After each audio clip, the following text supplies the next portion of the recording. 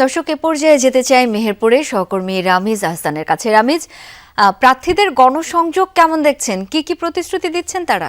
শাওন, মেহেরপুরের দুটি আসন, মেহেরপুর 1 এবং 2, মেহেরপুর 1 এবং 2 এই দুটি আসনে এরই মধ্যে প্রার্থীরা, যেসব প্রার্থী নির্বাচনে অংশগ্রহণ করছেন তারা প্রচার প্রচারণা শুরু করেছেন এবং আমরা যেটি দেখতে পেয়েছি, গ্রাম থেকে শুরু করে শহরের থেকে শুরু করে এবং পাড়া মহল্লায় প্রত্যন্ত অঞ্চল পর্যন্ত তারা নির্বাচনী প্রচারণা চালাচ্ছেন। আমি এখন আছি মেহেরপুর সদর উপজেলার চাঁদপুর গ্রামে, সেখানে নির্বাচনী প্রচার প্রচারণা চালাচ্ছেন 11 দলীয় জোটের মনোনীত প্রার্থী মৌলানা তাজউদ্দিন খান। তিনি এখানে আসছেন এবং তিনি এখানে এসে কিছুক্ষণ আগে আমরা দেখেছি তিনি এখানে জুম্মার নামাজ আদায় করেছেন। আর এখানে আমরা দেখতে পাচ্ছি বিভিন্ন নেতাকর্মীরা এখানে আছেন, নেতাকর্মীরা সঙ্গে করে নিয়ে তারা নির্বাচনী প্রচার প্রচারণা শুরু করেছেন।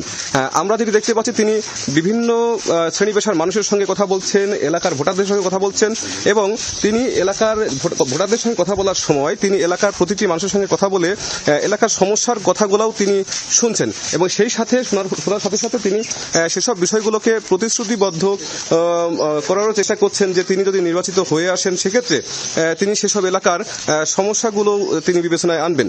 আমরা দেখেছি সকাল থেকে তিনি শহরের বিভিন্ন স্থানে তিনি প্রচারণা চালাচ্ছেন।